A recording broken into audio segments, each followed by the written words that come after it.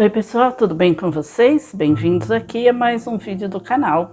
Hoje nós vamos falar sobre esse tema que eu coloquei aqui no título, né? Olhai os lírios do campo. O que será que significa? Eu vou falar sobre o livro do Érico Veríssimo? Também, em outra ocasião, talvez, mas hoje não. Hoje é a frase de Jesus, olhai os lírios do campo. Mas por que eu escolhi esse tema?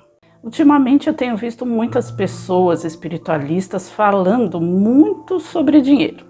Ou estão falando constantemente sobre não ter problema em ganhar dinheiro, falando sobre espiritualidade, ou estão dando dicas de como ganhar dinheiro. Mas por que eu estou falando nisso, né? Vocês podem até dizer, mas você também fala algo assim, né, sobre ganhar dinheiro, ou então, nossa, qual o problema nisso, né? Nenhum problema, claro que não tem nenhum problema. Nenhum problema em querer ganhar dinheiro, ter interesse em fazer projetos, que sempre, obviamente, é necessário, de dinheiro, recursos financeiros, né? É óbvio que ter dinheiro é bom. Comprar o que a gente precisa, fazer algum carinho com a gente mesmo, com as pessoas que a gente ama, né, da nossa família, dar presentes, fazer até atos de caridade e tal, tudo isso, né, que eu já falei aqui também, como vocês já sabem, muitas e muitas vezes. Eu não tenho nada, absolutamente nada, contra ganhar dinheiro. Honestamente, claro, fruto, né, do seu trabalho, do seu tempo, dos seus estudos, da sua dedicação. Só que o que eu estou me referindo são as pessoas que do nada começam a falar insistentemente sobre esse assunto. Então, por que será que isso aconteceu? Né? As pessoas estão falando assim. Então, primeira hipótese, a pessoa que se viu em uma situação em que percebeu que não tinha muita segurança na vida, né, financeiramente falando. A segunda hipótese, percebeu que o que faz aqui no YouTube, embora já seja monetizado, daria campo para mais ganhos. Publicidade, Pix, membro, tudo que o YouTube permite aqui. Terceira hipótese, por tomar essa atitude, a pessoa ser criticada pelos seus seguidores. Então ela fica falando insistentemente. Agora, por que isso acontece, essas críticas? Porque as pessoas entendem que você tem que dar de graça tudo que for espiritual.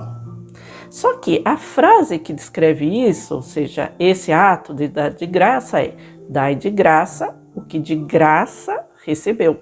Então, ou seja, o dom recebido. Se a pessoa começa a cobrar por enviar um passe, por exemplo, está errado? Está errado. Pessoas que possuem o dom da vidência, por exemplo, ver o passado, vidas passadas pelo dom da vidência e cobram por isso. Está errado? Está errado também. Se tiver o dom da precognição, que é saber o futuro, está errado? Está errado cobrar por isso também. Um benzimento, errado também cobrar. Por quê? Porque tudo isso foram dons recebidos. A psicografia, por exemplo, errado também. Os dons, eles podem tanto nascer com a pessoa, como indo surgir ao longo da vida, né? Por exemplo, quando a pessoa vai na casa espírita e faz um curso para desenvolver a sua mediunidade. É um curso que ela fez, mas é um curso gratuito.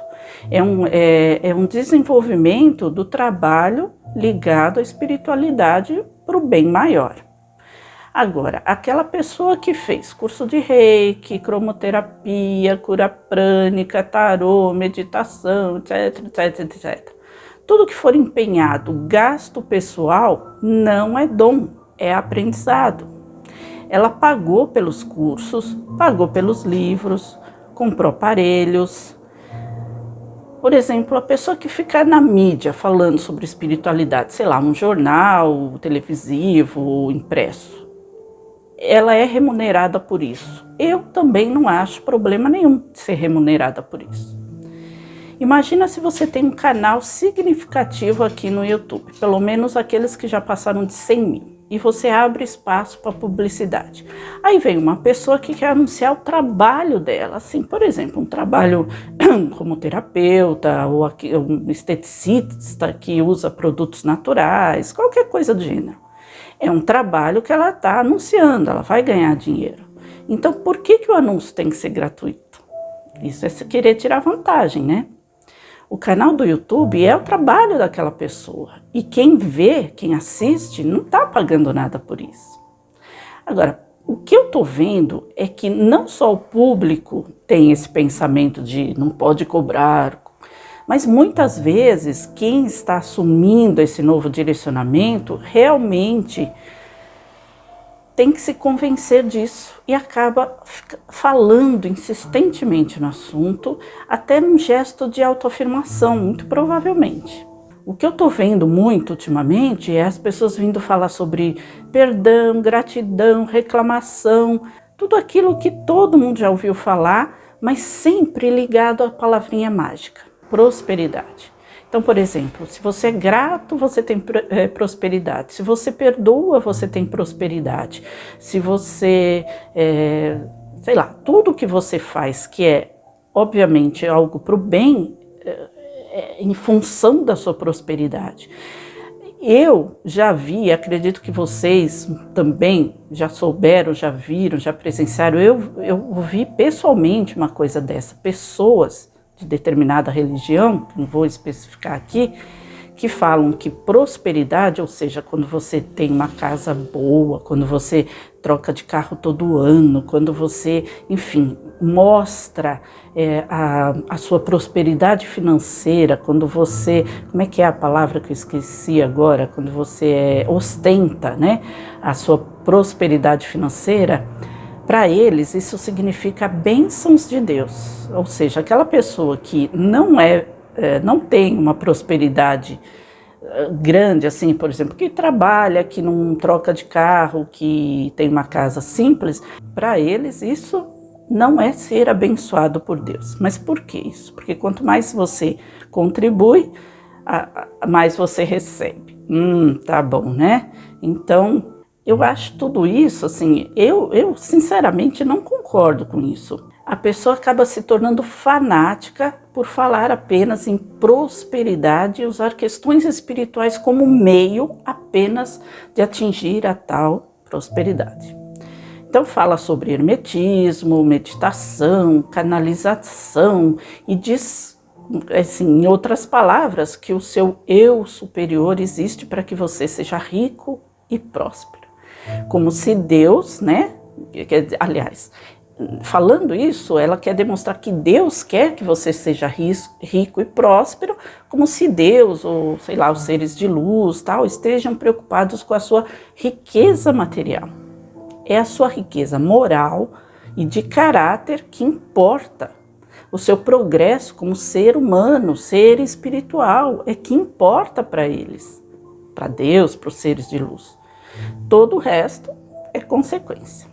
Então, indo lá naquele pensamento de que quem não demonstra, quem não ostenta uma riqueza, uma prosperidade financeira não é abençoada por Deus, vamos imaginar então agora o Chico Xavier. O que vocês acham do Chico? Na verdade é o seguinte, o Chico, ele era absolutamente humilde, né? Mas ele não era simplório. Por exemplo, ele não se importava com os bens materiais, mas nada faltava para ele, principalmente depois que ele se tornou um grande médium, Chico Xavier. Mas não porque ele usurpava disso, mas porque era consequência. Então, por exemplo, ele viajava pelo mundo, ele foi para os Estados Unidos, Inglaterra, França, Espanha, sei lá, vários países da Europa, sempre para inaugurar também centros espíritas. As pessoas que se interessavam que ele fosse, pagavam para ele a passagem, a hospedagem, ele não negava. Ele ia de boa e conhecia os lugares, aprendia os costumes, um pouquinho da língua. Por exemplo, quando ele vinha para São Paulo, geralmente ele ficava com pessoas de posse. Algumas que eu lembro de ter ouvido, de ter visto, conhecido, né, pela mídia, essas pessoas, eram lá do bairro do Pacaembu, por exemplo, que é um bairro excelente aqui de São Paulo. Mas ele morava naquela casa humilde, ele vestia roupas humildes, porque ele não se importava com bens materiais. Ele doava todo o seu trabalho dos livros, da psicografia, porque era tudo mediúnico. Ele só recebia aposentadoria do seu trabalho material e ainda assim ajudava as pessoas com o que ele tinha, com o pouco que ele tinha. Mas nunca também disse para ninguém que dispensasse os seus bens, mas sim que usasse com sabedoria. Mas por que isso acontecia? Então, voltando no assunto lá das bênçãos de Deus. O Chico tinha e ainda tem uma grandeza espiritual imensa. Então todos queriam estar perto dele, pela grandeza espiritual dele. E ele não se aproveitava disso, ele fazia isso de forma simples e honesta, de bom coração. Ele fazia as coisas que era o trabalho mediúnico dele, que era o trabalho, a função espiritual dele. Amparar as pessoas e até participar dos grupos. Então imagina a presença de um Chico Xavier numa inauguração de um centro espírita lá na Europa ou nos Estados Unidos. Um estímulo para que as pessoas fossem, para que as pessoas conhecessem, fazia parte do trabalho dele, que um dos trabalhos dele, que era a divulgação da espiritualidade, do espiritismo, na verdade. Então não é que ele se aproveitava de ser o Chico para viajar pelo mundo, não. Fazia parte do trabalho dele. Ele não tinha condições de ir, então as pessoas ofereciam, o que ele ia falar? Não, meu filho, eu não posso ir. Não. A pessoa pagava e ele ia, sem peso na consciência, porque era um bem que ele fazia para as pessoas, embora ele usufruísse daquilo de alguma forma, mas ele fazia um bem em prol daquelas pessoas, em prol do espiritismo, né? Então ele nunca estava desamparado. Por quê? Porque as pessoas estavam próximos dele. Se ele tivesse um problema qualquer, as pessoas estavam ali prontas para ajudá-lo. Não que ele pedisse, muitas vezes eu já ouvi histórias de que ele, para ajudar pessoas, ele praticamente passava fome. E aí algumas pessoas até falaram, por que você não falou para a gente que a gente ajudaria você? Mas tudo acontecia para ele naturalmente. Por quê? Pela grandeza espiritual dele, pelo trabalho que ele fazia em prol ele falava que não era em prol da espiritualidade, era para Jesus. Ele dizia isso, eu não trabalho para a espiritualidade, eu trabalho para Jesus. Então, olha a grandeza espiritual dele.